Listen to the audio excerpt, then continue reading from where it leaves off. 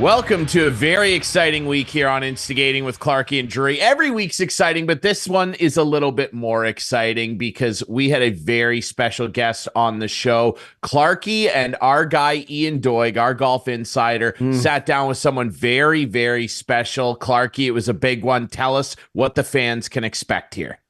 We took about 50 minutes of Gary Koch from NBC Sports, also obviously a professional golfer in his day, still on the senior tour, just qualified for the U.S.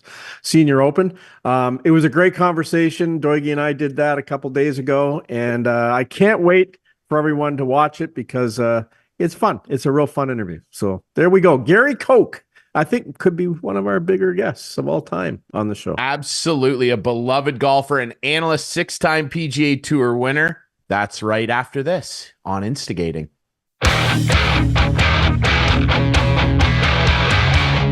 Clarkey and I would like to welcome to our show this week Mr. Gary Koch from the PGA Tour and NBC Golf.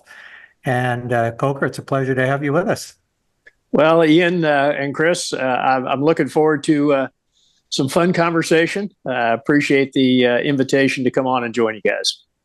All right. Well, I'll tell you what, most people in the golf world right now will recognize Gary Koch as an NBC commentator and most famously known for his line of better than most, and which is a great call. And we all know that that was Tiger Woods making a big putt at 17 at TPC a number of years ago.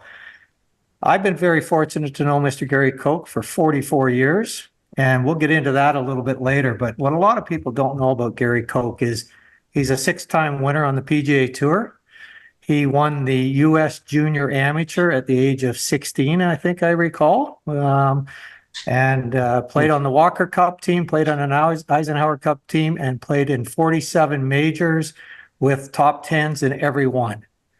Very, very impressive career. And Gary, I think for now that's enough about your career and that. But what I really want to talk That's more than enough, Ian. More than enough. So what I want to start with is this. I have known you for, like I said, basically 45 years, and I've known about your values and your humanity and your giving because I was the recipient of all of that. And you are the current recipient of the Payne Stewart Award. And I think it's very fitting that you are being called back to the booth next week at Pinehurst, 25 years after Payne won there. And I would just like your thoughts on getting that award last year. Well, Ian, it was a big surprise, no question. I had no idea I'd even been nominated to potentially receive the award. The PGA Tour pulled a real fast one on me. I got a call from a gentleman at PGA Tour Productions who I had worked with for, on and off many years, covering PGA Tour golf. And they said they were getting ready to start working on the 50th anniversary video for the Players Championship. And since I had played in a number and broadcast everyone since 1997, they'd like to come to the house, set up, do an interview, tell some stories and recollections of, all those different events. So I bit hook, line, and sinker. And, they showed up at the house. They set up in the family room. And, I've got this lady asking me questions, and I'm all into it. I'm telling all these great stories and everything else. And about 10 minutes into it, the front door opens and Tracy Stewart walks in. And it was just... it was mind-blowing at first. I'm glad I didn't say the first thing that came to my mind, which was holy, you know what? But it became very obvious very quickly why she was there. Yeah. And it was a very emotional thing. And I come to find out it was the first time that Tracy has ever gone in person to notify the winner of the Payne Stewart Award.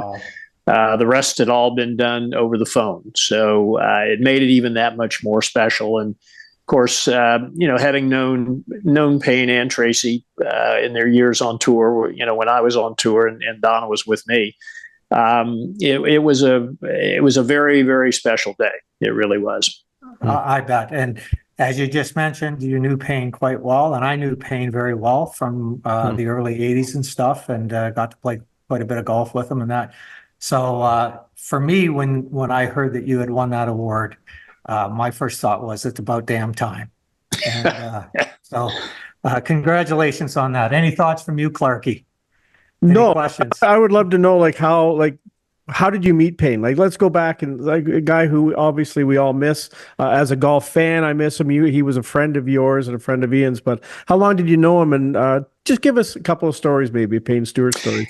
Yeah, well, I first came, he first came on tour kind of early 80s. So, I had already been on tour about 5 years or so. And to be honest with you, when he first came out on tour, he wasn't that easy to get to know and get to like. He was a little on the cocky side. A lot of us felt like he was a little full of himself. He certainly was not afraid of the spotlight. I mean, that was obvious with how he dressed. He wanted to make sure that he was the only one that looked like he did. But, as you got to know the guy, you could tell he was a good family man. You could tell his values were in the right place. He was just very confident in the way that he played golf. Some stories. Well, one of my favorites, I was a member and still am at a golf club here in Tampa, Avila Golf and Country Club. And back kind of in the late 80s, there was a gentleman there who had gone to Italy and decided he was going to import golf shoes to the United States. Very high-end golf shoes, custom made in Italy. And he came to me and he goes, any ideas who I might approach about wearing these shoes on the PGA Tour? And I said, yeah, I can think of one guy right away, Payne Stewart, because he always wears the +4, so you always see his shoes. They're never covered by pant legs.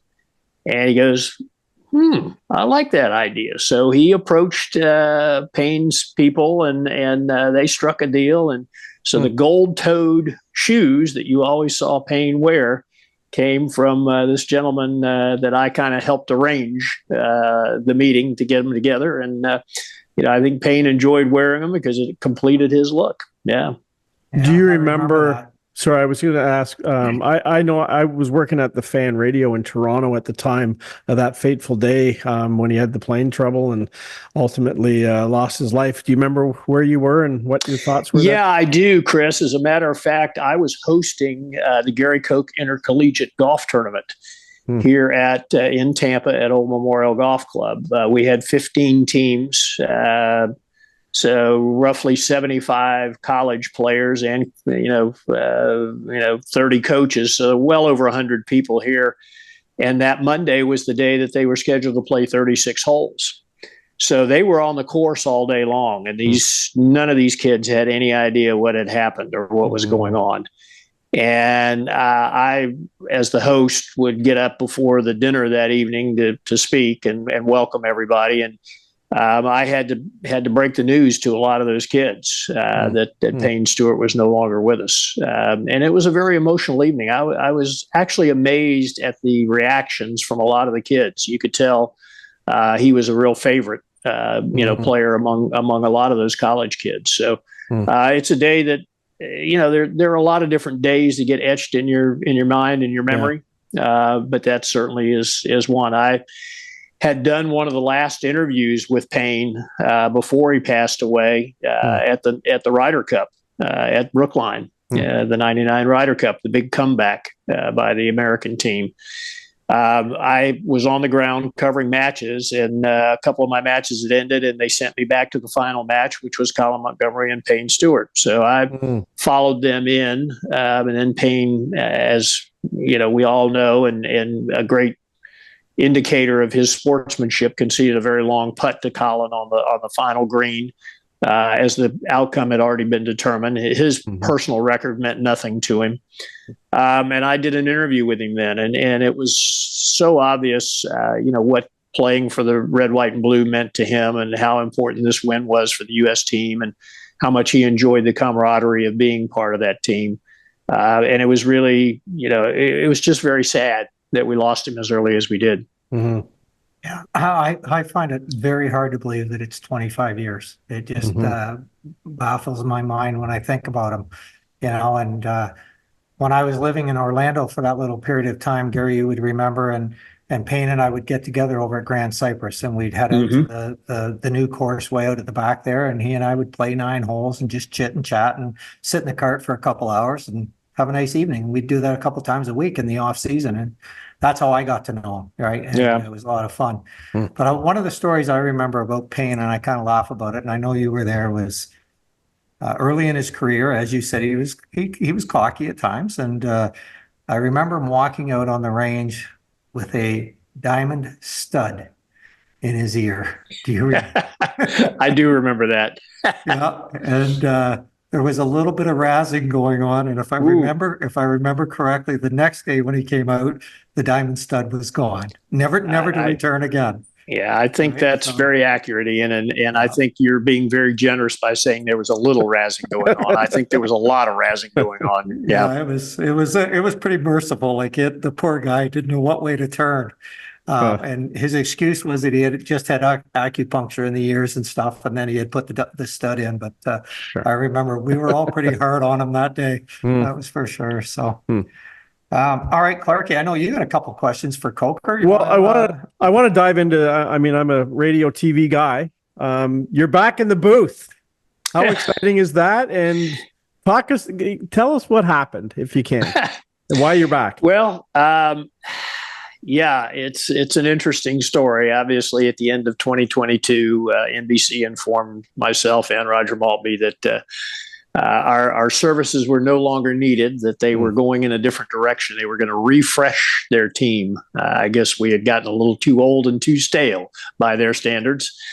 And it was hard to take, to be perfectly honest with you. I felt like I was still very good at what I did. And I think a number of my colleagues felt the same way. So it was certainly disappointing. I know Roger was very disappointed as well.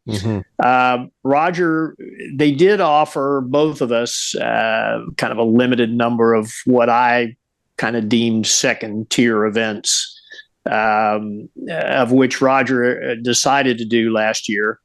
I decided not to. I had always said that if we got to a point where they didn't think I was good enough, then I was going to walk away, and that was pretty much what I decided. I guess it was probably late January of this year. I got a call from the gentleman at NBC who's now running things, Sam Flood. And he inquired if I was interested in being a part of the Players telecast, the 50th Players telecast, since I'd been involved in so many in the past. They were going to ask Roger the same if he would like to come back. And it was only to do the first 2 days, Thursday and Friday. I have a feeling that the PGA Tour possibly intervened there and kind of suggested to NBC that it might be a good idea to have the two of us there, since we had both been a part of the Players for such a long period of time in calling the event. I mean, I called the 17th hole for 25 straight years, and Roger was there before I was. So he was close to 30 years of covering the Players. So we both agreed to do it. Both had a really good time doing it. It was great getting to see a lot of people. I think getting to catch up with people that I hadn't seen in over a year was probably more enjoyable and more exciting than actually calling the golf. And obviously, the reaction by a lot of people, social media, and several written articles was so positive that I think the higher-ups at NBC thought, well, maybe we should have them come back to the U.S. Open as well. I got a call about 2 months ago asking if I'd be interested to be a part of the Open coverage, U.S. Open coverage. Initially, they said just 2 days again, Thursday and Friday. I told them I would have to think about it. I was not going to jump in there and just say right away that I would agree to do that. My wife and I had some plans, and I needed to confer with her as to what her thoughts were. And lo and behold, I told him I'd get back to him the next day. Before I could get back to him the next day, I heard from him again saying, we'd like for you to do all 4 days. So I'm not quite sure how that came about. They offered Roger the same thing initially, 2 days, and then decided that maybe he should do all 4 as well.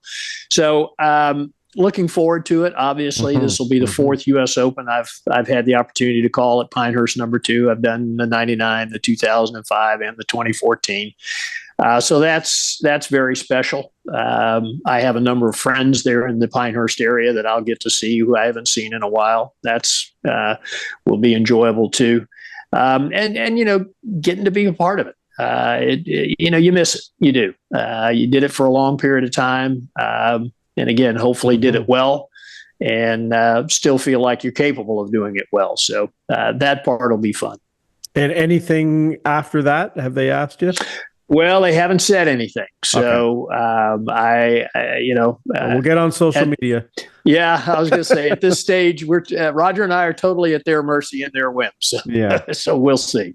Yeah. Okay. Well, I know I'm going to enjoy you being back in the booth at Pinehurst, and just talking about Pinehurst takes me back to 1980 and the Hall of Fame Classic. You know, I was a young kid. I was 19 years old and caddying for Gary at the time. And I rolled into Pinehurst thinking, yeah, I'll have no problem finding a hotel or anything like that. And lo and behold, this small little village, there was nothing available. And one of the older caddies hooked me up, and I stayed in a room, maybe more like a closet, in the upstairs of the Pinecrest Inn. Yeah. And I had to take my suitcase off the floor and put it on the bed to open up the room, to open up the door to get in and out, and shared a bathroom with somebody else downstairs. But I have good memories of it. And ever since then, through Pat McGowan, a good friend of Gary's and mine, whose family owns Pine Needles, Mid Pines, and Southern Pines, I have spent a lot of time in Pinehurst over the years. So I get to hang out there, and I have good friends there too. And I love the town. It's awesome. It's really, I think you'll have some fun there next week, Coker. Oh, I don't think there's any question, Ian. It'll be great to be back, and I've already made arrangements to see Pat McGowan. Looking forward to that. And then my old high school teammate and former PGA Tour professional Eddie Pierce is now living in the area, and we've communicated. We've already got plans to have dinner one night, so it'll be a nice reunion of sorts. And I'm excited for Mike McGowan, Pat's son, because he's qualified for it to play it in his hometown and everything. And I think Bullitt and Peggy Kirk and Bonnie will be cheering from up above, and Mike has a good tournament, so I'm no question for him. Yeah. So, okay, I want to hear the story. How'd you guys meet? Who wants to take that? I'll let him tell it, and then I'll let you know if it's accurate or not. All right, so it's 1980. It's the Kemper Open at Congressional Country Club in Washington, D.C., and I am down there basically to visit my brother Kenny Doig, who was caddying for, I think, Mike Morley at the time. But on Sunday morning, I was at the golf course, and my goal or my thought at the time was to try and get a bag and caddy on the tour for the summer, and just make a bit of money and watch the best players in the world play. I mean, my goal was always to be a player, and I wasn't very good at the time. So, but on Sunday, and I think if I remember, you had a pretty late tee time, pretty close to noon, I think.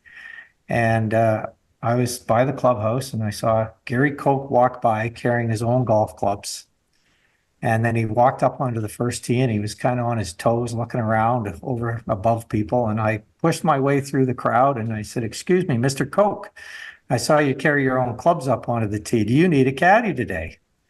And his reply was, "Well, my caddy has not shown up, so yes, I do. Have you ever caddied before?" And I answered with, "Not on a PGA Tour event, but I've caddied for my father in the Canadian Amateur and stuff." And Gary asked me if I played golf, and I said, "Yeah, I'm about a 3 handicap." And his next comment was, "Well, that would be great, but you can't caddy in shorts." Back then, we weren't allowed to caddy in shorts.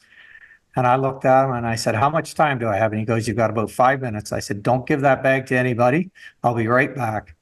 And I ran into the pro shop and I bought a pair of $50 pants. Now in 1980, $50 was a lot of money for a pair of pants. And the girls in the pro shop taped them up because they were like 8 inches too long. Yeah, I was going to say, I remember they weren't hemmed. No, they were not hemmed. They were like nice, fancy pants without being hemmed and everything. Okay. And we taped them up, and I ran out and I grabbed the bag, and off we went. And I don't know whether I did a good job or a bad job, but I know at the end of the round, I said to him, first of all, Gary said, "How much did you pay for your pants?" And I told him, and he gave me 50 for that. And then I think he paid me 50 for the day. And then I asked him, I said, well, your caddy didn't show up today. Do you need a caddy next week?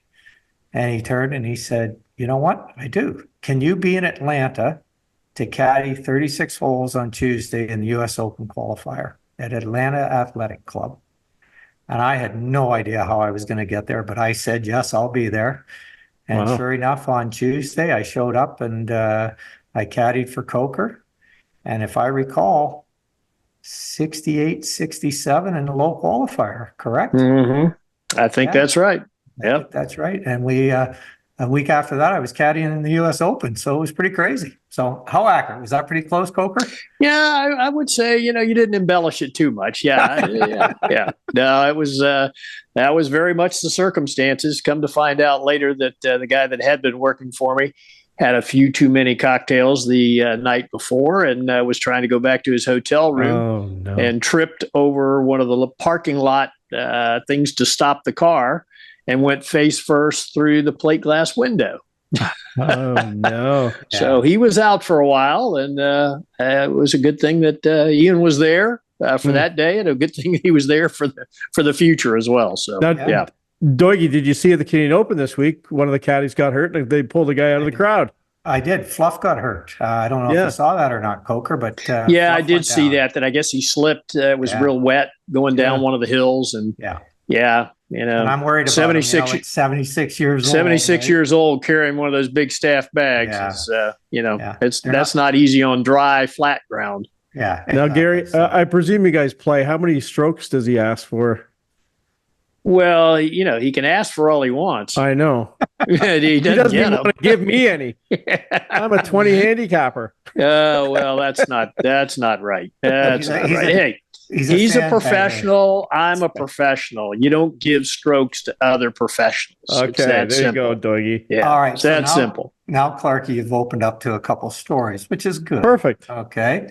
So, and we have played a lot of golf together over the years, Coker, and I think I've beaten you a couple times. Not a lot. Not a lot. No, you're pretty tough when I'm around. I mean, I don't like to lose. What can I tell you? Well, and neither do I. But Dave, I know. just not all that long ago in May, we had a game at Old Memorial, and we came to the last hole, and I think he was, about one up on me, and I made about maybe a 14 or 15 footer on the last hole, and thought, all right, I'm going to at least get a tie out of this. But oh no, you could see the glint in his eye. And he started focusing, and he rolled it in right on top of me. And trust me, there was a little bit of excitement when he did that too. He liked doing that. Yeah. So beating some people is just more fun than beating others. I mean, what can I tell you? Well, So what advice would you give Doig? He's struggling with the putter right now. It's a funny game, Chris. It really is. It's like everybody has their strengths and everybody has their weaknesses. And I've always felt that, you try to limit the weakness as much as you can. When we played the round that he was referencing, I thought he had a tendency to kind of miss some putts to the left. It looked to me like his putter was coming up a little too quickly through the ball, catching some in the heel, which would make the ball go to the left. But he's got a good stroke. Look, you don't reach the level that he has and accomplish the things that he's done without being a good putter. A lot of times you just have to believe it, and trust it and go ahead and use it.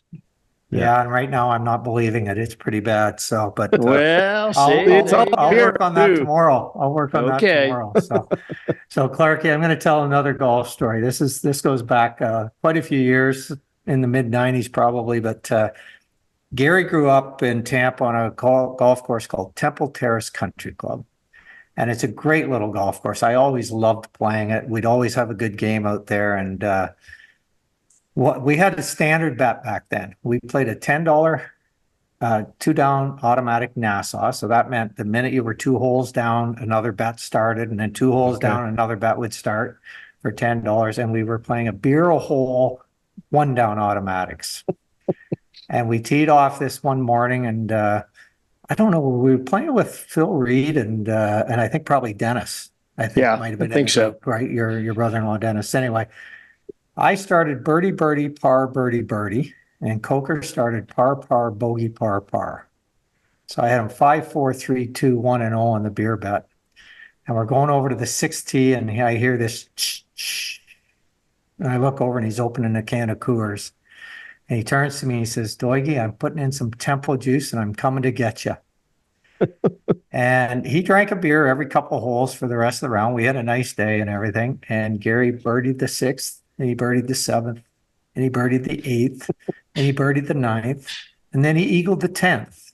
Wow. He parred the 11th, but then I think he birdied 12, 13, and 14, parred 15, birdied 16, 17, and 18. Long story short, I shot 65 and lost $105 and 64 beers. Wow. And I can honestly say, Chris, we didn't try to drink them all at one time. No, we didn't. That's good. Also, to be honest, I'm not even sure I ever paid that debt off. I'm probably next time I see you. Okay, that sounds good. So, yeah, Chris, I know you wanted to talk to Coker a little bit about our Canadian. Yeah, well, I'm sitting here in so. Listowel, Ontario, the home of Corey Connors, and like it just seems to me that the Canadian golfers are really making an emergence on the scene right now. From your perspective, being south of the border, do you see the Canadians coming on and more Canadian golfers? Brooke Henderson on the female side as well. Yeah, absolutely, Chris. Yeah, I think this Golf Canada and has really done a great job of kind of helping the kids as they're younger, the better kids, and developing in them. I've gotten to know Derek Ingram a little bit, who kind of is in charge of the Golf Canada program. And yeah, I mean, I think Ian was saying, we talked earlier today, there's 6 Canadians in the field this week in a signature event at the Memorial, which is, that's tremendous. I mean, back when I played, Ian, I'm not sure we had more than 1 or 2 Canadian players on the tour at all. We had Barr and Halderson, basically. Yeah, there you go. That's right. Dave Barr and Dan Halderson. Yeah, so that's exactly Disco right. Dick, you have Disco Dick then? Yeah, he came a little later than I. He was a little bit later, but yeah, he definitely played. Sure, yeah. But now you've got Mackenzie Hughes and Mick Taylor and Adam Hadwin and Svensson and Pendrith, and I mean, you've got some really good players, guys that have proven they can win on the PGA Tour. I'm sure they're excited about the President's Cup coming up in Montreal and trying to make that team. And Mike Weir, the kind of godfather of Canadian golf, in my mind, will be the captain. So that'll be spectacular. And, then you've got the Olympics this summer. There'll be 2 Canadians that'll be trying to represent the country in the Olympics. So what I see is they're a very close-knit group. You see them together all the time. They play practice rounds together. You see them out away from the course together. And Chris, a lot of times on the tour, that's a really good thing. You have friends, but oftentimes the tour can be a very lonely place. And, a lot of times too, it's you get that feeling that it's you against everybody else. And to have a group like they have, to where they're all pulling for each other and rooting and hoping that they all play well, that's a big deal. It really is. And I don't see any reason why this won't continue for quite some time. Yeah. And they're so close. You got to watch too. You have to have your security pass on, or you'll get tackled on the green after a win. You're going to congratulate your buddies. That was pretty funny. That really was. It was. So just because we're talking about the Canadians and Nick's win at the Canadian Open last year came up, I'm going to have a little humble brag here. About 10 or 11 years ago, I met Nick in a playoff for the World Par 3 Championship. And I was able to birdie the first playoff hole and take the victory away from him. I've seen the trophy. It's in your basement. It's in my basement. And then not long after that, Nick won his first event on the PGA Tour at Pebble Beach. So yeah. And Coker, I just got back from Pebble. I did not remember those greens being as small as they are. Ooh, yeah, they're tiny. and they were hard and fast last week. Yeah. Hard and fast. Yeah. So the course was in good shape. Course was in phenomenal shape. Oh, that's good to hear. Surprised. Very surprised. Good to hear. Bob May won the tournament at 2 under for the week. So it was a good event, and we're looking forward to it again next year. So maybe you should get a team together to come. It'd be a fun week. It would be. Yeah, I'm getting old though. I don't like to travel that much anymore. I hear you. I think we would be remiss if we didn't touch on Live Golf and the PGA Tour and PIF and the impact that it's having on golf. Because Clarkey and I, before we came on air, were talking about it. And as fans of the game, we miss seeing all the best players playing against each other. Absolutely. And that's frustrating for all of us. And I mean, I have you and I talked about it at Old Memorial, Coker, about, if I was a player in the middle of my career and that money came and was offered to me, would I go? Yeah, probably, because it's life-changing. But I'm still frustrated by it all. And I wish that somehow we could come back together. Yeah, I agree, Ian. I think your sentiment is echoed by a lot of people. Just until these last couple of events on the PGA Tour, the television ratings have been down virtually every single week. Even the Players' Championship, which came down to the very last putt on the 72nd green when Wyndham Clark lipped out and Scotty Scheffler won, the ratings were down 20+% at one of the tour's premier events. So I think that frustration is showing, and a lot of people are feeling that way.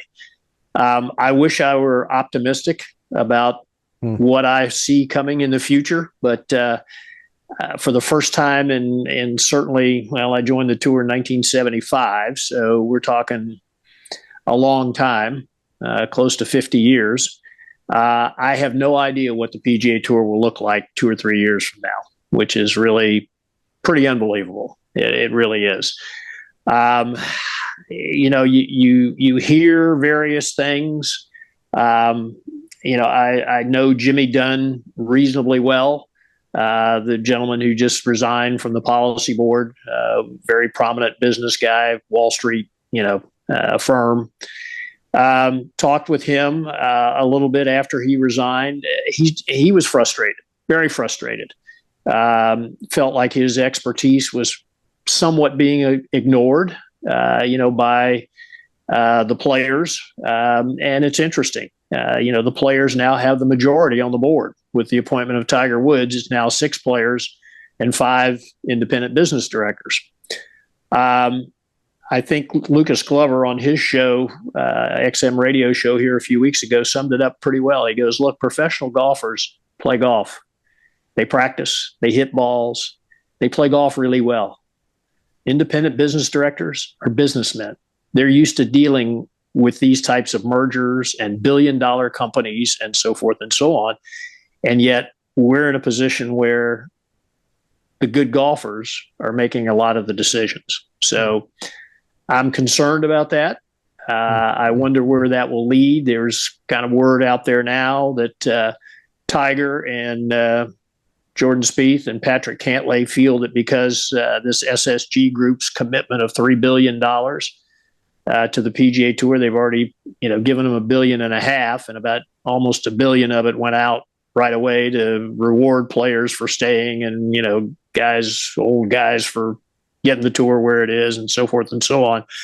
I think those 3 on the policy board feel that there's no immediate need to make a deal happen. And if that's the case, then, there's no telling. And it's complicated. I mean, there's no question about it. It's very complicated.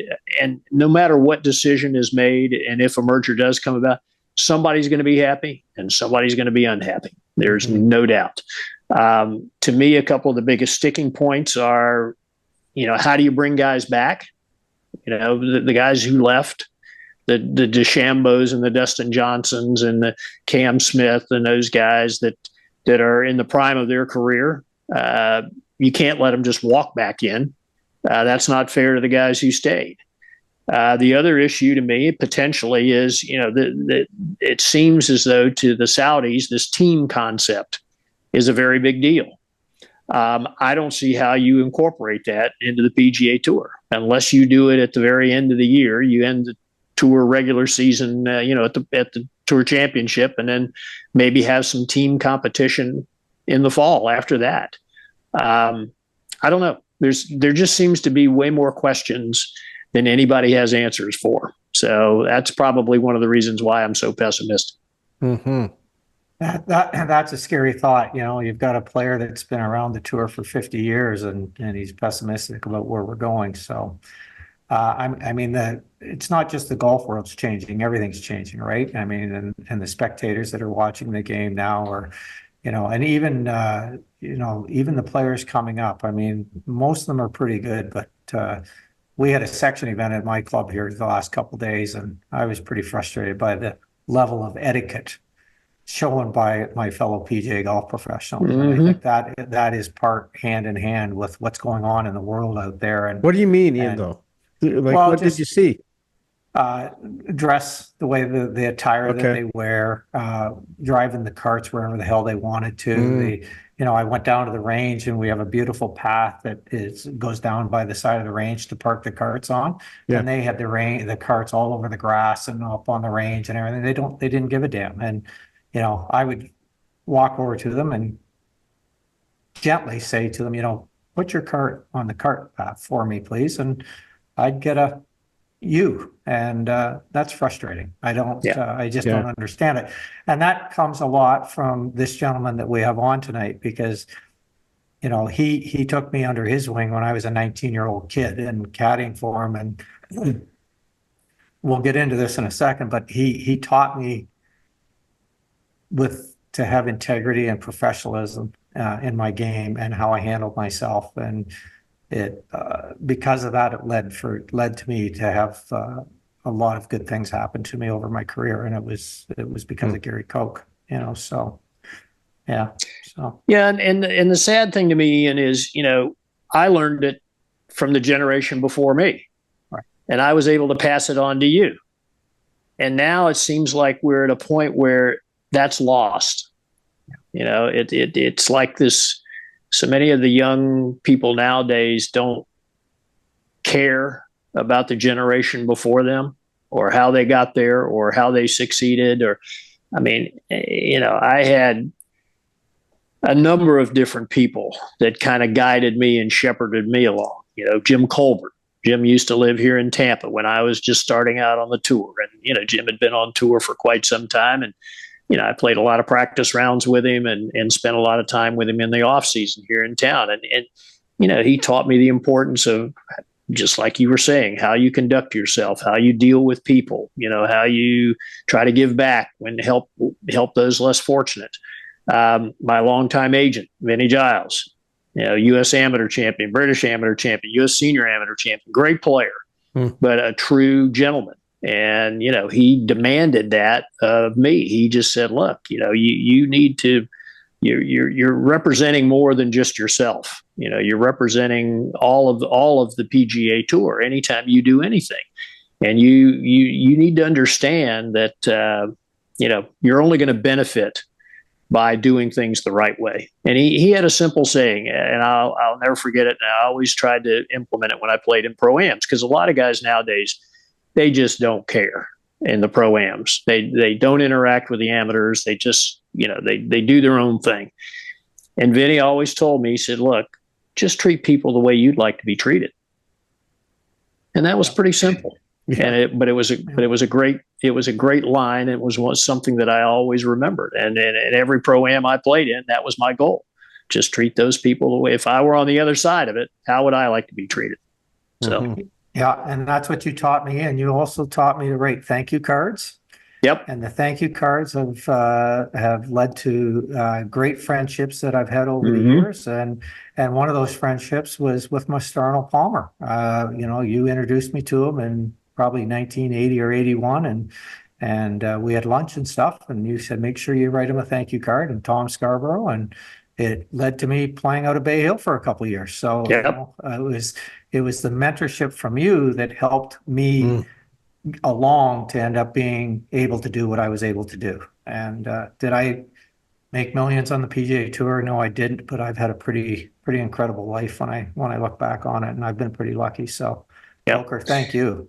Well, you're welcome, Ian. And now I'm going to put it on you that you need to find somebody, and I'm sure you have, and I want you to continue to mentor people. That's how it all works. So. Yeah. It's funny that you say that. I've got a couple kids right now that are in college and that, and I just played with one of them a week ago, and I told them exactly that. I said, look, when I was young, I had some guys that helped me out, and I always said to them I didn't know how I could ever repay them, and their answer was just pay it forward. Yep. And that's what I'm able to do now, and that's what I'm doing. So yeah, it's kind of cool. So.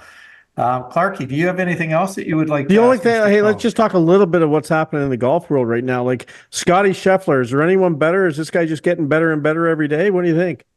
When you watch him play, you look at the statistics, and look, it's a relatively short period that we're looking at. Yeah.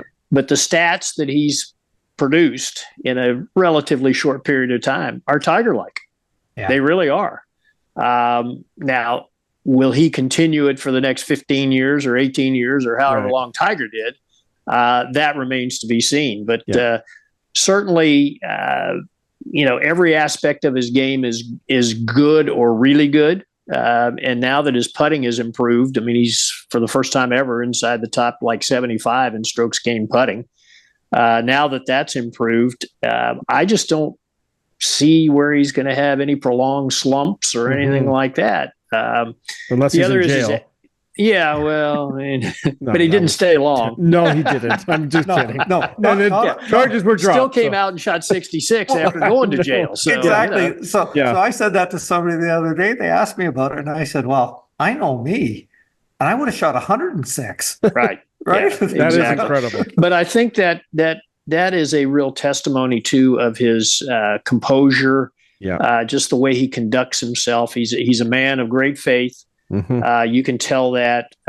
You don't see him get real excited very often, and you don't see him get very down very often. And that even keel can go a long way. In helping consistency.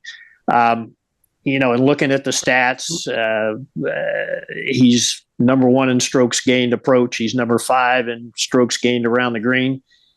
And you talk Pinehurst, North Carolina, Pinehurst number 2, the U.S. Open.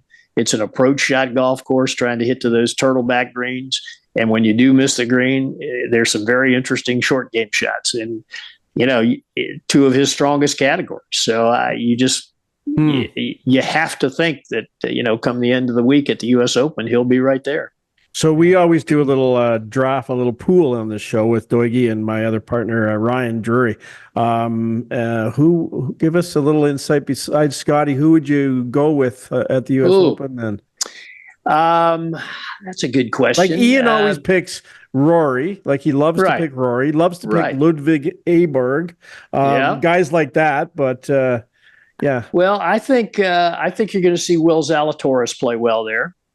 And the reason I say that is he's a high ball hitter. Okay. And his strokes gained approach is pretty good. I think he's in the top 25 in that category. And I like the fact that he's got the upright swing. It always seems to produce, some nice high, soft approach shots. He's putting better since he's changed his method now. He was another guy that was very rarely, I don't think had ever been inside the top 100 in strokes gained putting, and is now. Another guy that I like is Hideki Matsuyama. Mm-hmm. Usually his strokes gained approach is in the top 10 on the tour. He's not there this year, but his stats have been improving tremendously. He's in the top 25 now. But he's number 1 in strokes gained around the green. So I wouldn't be surprised to see Hideki have a good week there as well. And he's a very patient man. And I think you're going to need to have some patience around there because you're going to get some funny rolls off some of those greens, and the ball's going to end up in some strange places if you miss the fairways. Yeah, and off those greens, as we know, Coker, I mean, your ball could be 4 or 5 feet from the flag at 1 second, and 15 seconds later, you've got a 40-yard pitch shot over a hump, right?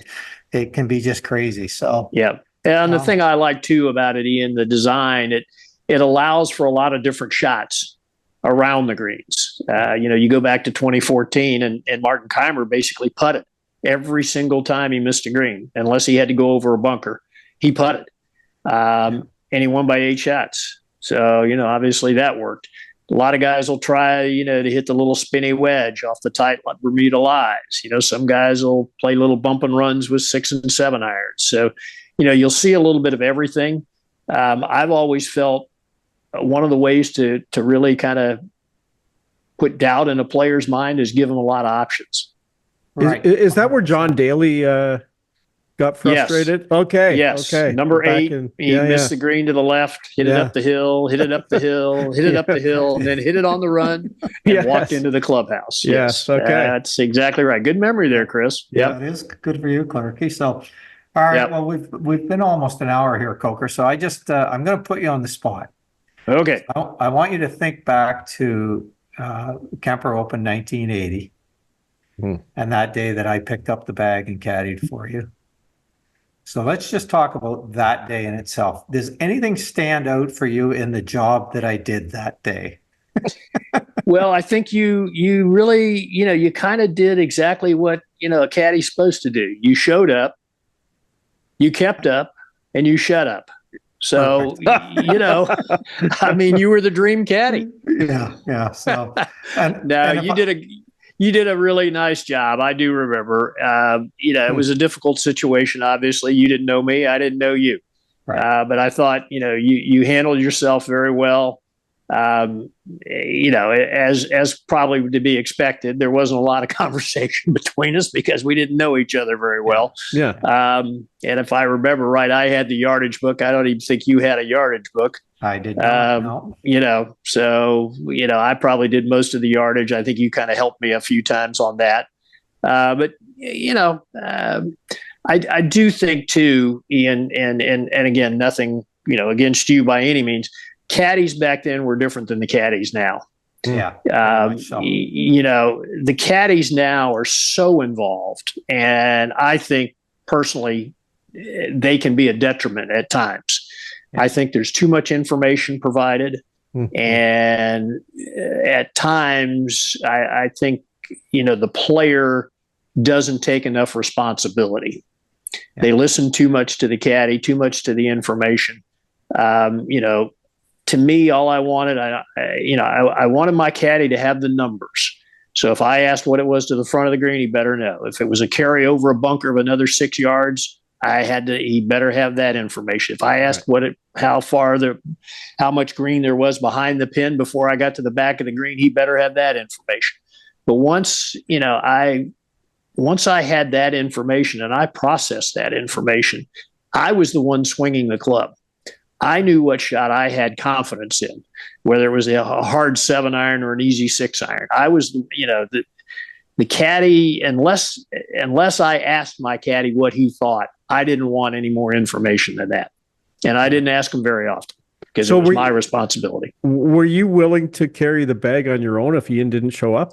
Well, no, I was not going to carry the bag. It was a staff bag, and there was no way in hell I was going to walk up and down the hills at Congressional carrying my own bag and trying to play. So you're just I guess what I would have done is probably if he hadn't shown up and it had gotten another couple of minutes farther along, I would have looked for some big guy in the gallery and said, "Hey, you want to make $50 today?" Nice. Yeah. The thing that Coker didn't realize when he said yes to me was that he was going to get me for 45 years. Well, that's true.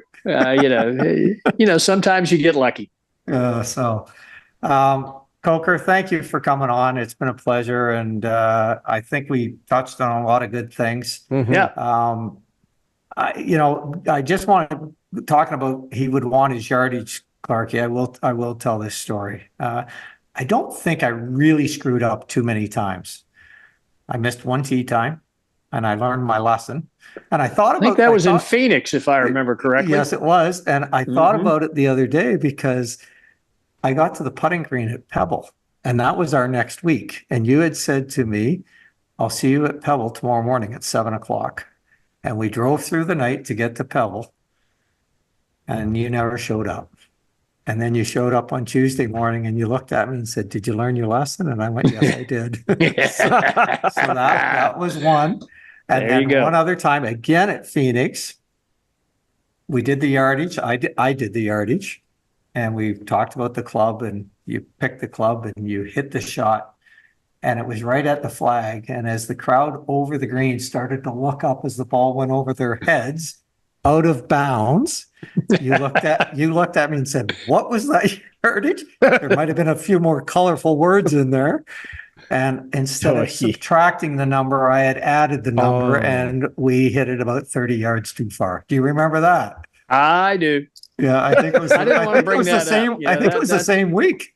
Yeah, I was having a tough week. In that case, you didn't have a very good week, buddy. No, I did not have a good week that week. So, and then one other quick one. Coker picked me up in Atlanta. Geez, I think Rachel was probably born already because you had the van. Mm-hmm. And you drove up and picked me up at Atlanta. I was babysitting Kevin Stadler that night, and you picked me up and we jumped in the van and we drove up to Connecticut. We were going Hartford to Hartford. Right, going to play the Monday qualifier. We'll play the Monday qualifier, and Sunday morning we're having breakfast, and I'm looking in the newspaper and I'm looking at the tee sheet, the tee times, and I'm like, Coker, I'm not sure we're playing this week. And you had forgot to commit. Yep. So we jumped in the van and we drove to Seaforth, Ontario for a couple of days. Yeah, that's exactly right. And then we headed on over to Michigan from there. Exactly. Yeah. So, wow. Nice. Good memories and funny stories, right? And that's kind of what I was hoping for today. So Good stuff. Right. Thank you so much. Coker, we almost forgot to mention this. Coker just won medalist in the qualifying for the U.S. Senior Open, and he's off to Newport Country Club out in Rhode Island to play in the Senior Open, U.S. Senior Open, in a few weeks. And we just want to wish him luck and have a good one out there, Coker. All right. Well, I appreciate it, Ian. Thanks. Yeah, the old guy. I had a day where I played like the Gary Koch of old instead of old Gary Koch. Yeah, there we go. So, 84 guys for 2 spots, shot 68, got one of the 2 spots. So nice. Broke my age by 3 in competition. So a good day. That's my dream one day. Yeah, nicely done, Coker. Have fun out there. Obviously, we'll keep an eye on everything, and I'll talk to you soon. All right. Sounds good, guys. Thanks. Enjoyed it. Thank you.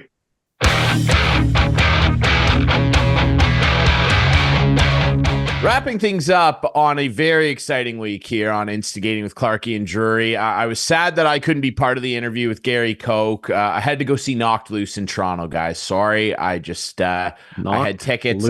I could not go and see Knocked Loose, and they knocked me loose. I think I knocked a few bones loose in that pit. It was a lot of fun.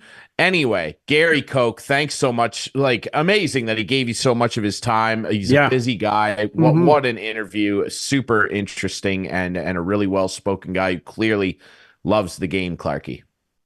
Absolutely. And if we didn't even get into it on the interview, but he was dealing with a little flood in his house. He had a washer, a new washer delivered, and they forgot to hook up a pipe. And he had a flood in his house during the day. So he was dealing with this. The worst part about it is the washing machine is on the 2nd floor of his house. So you can imagine what he was going through. So anyway, he was dealing with that, but gave us some time. So it was good. Talk about being in the rough, man. That's a bummer. Gary, we really appreciate it. And you know who else we appreciate? Our friends over at Larry Hudson's. It's summertime. It's hot.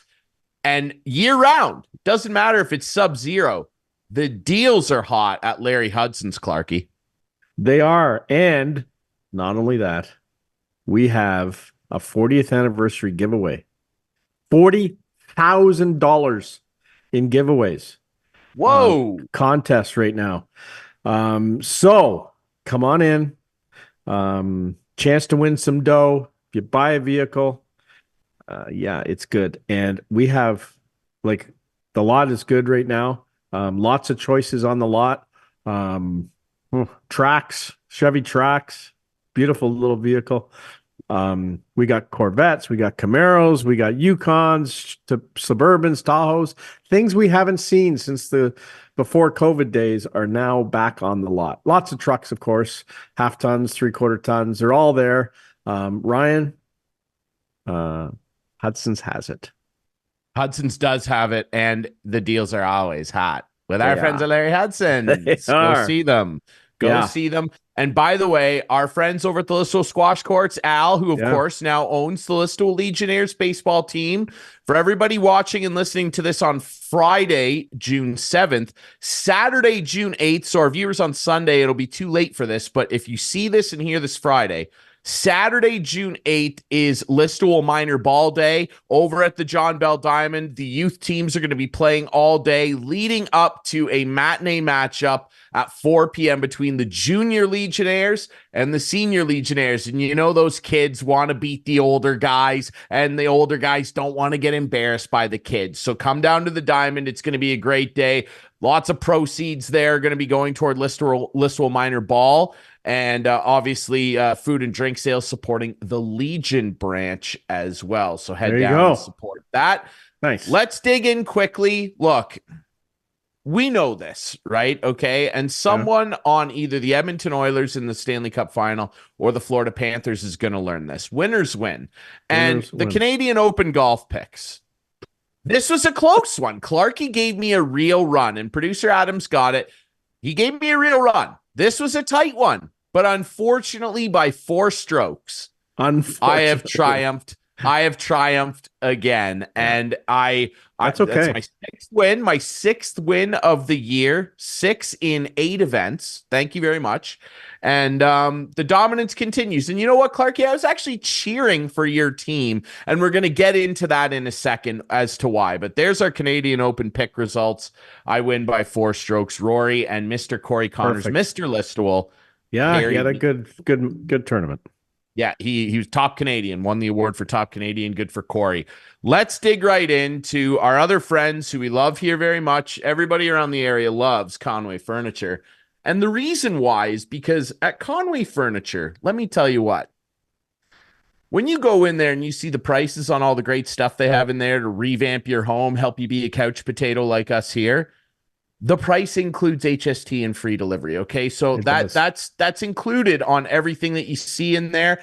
And for anybody who maybe doesn't know at this point, I don't know how you don't, but we've got a special friend. Our buddy Phil Main will tell you where Conway Furniture is. Phil?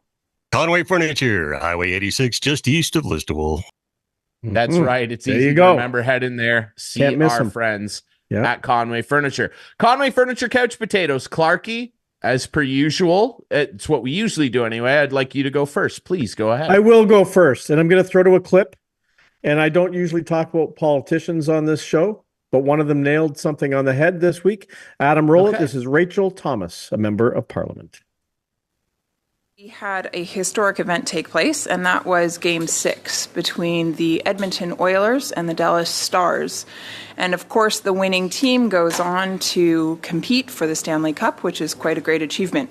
That winning team was the Edmonton Oilers, the Canadian team that will represent us as we go for that cup. Should we be successful, it will be the first in more than 30 years, the first time in more than 30 years, which is quite exciting. Canadians tuned into the CBC in hopes that they would be able to watch the game there, but unfortunately were not able to because it was not made available. It's a public broadcaster, it's paid for with tax money, and so of course for Canadians to be forced to subscribe in order to be able to access that game seemed altogether inappropriate. The motion that I'm giving notice of reads as follows.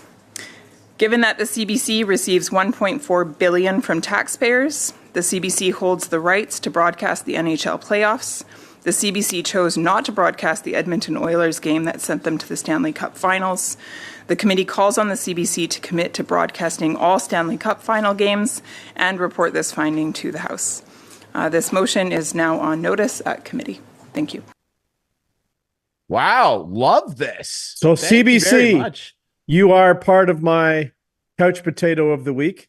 No excuse, Ryan. It's a money grab. It's a total money grab. They showed just for All of laughs it is. instead. It's a money grab. It was going to happen when this other company, Sportsnet, got a hold of the rights. And both of them are my couch potato of the week. I don't know the behind the scenes there. I used to. I don't know anymore. No, but Clarkey, that's but not I the know point. It's not the point. The CBC owns the rights. Sportsnet owns the rights. I'm pretty sure when they got the rights, they promised that these games would be on CBC. And of course, a big game. Nope. You're going to have to pay to make sure you watch the game on Sportsnet. So, but the finals apparently will be on CBC. Yeah. Sports. So if you have a digital antenna, you can still watch for free. It's the one thing you can do for free still in this country is watch digital TV.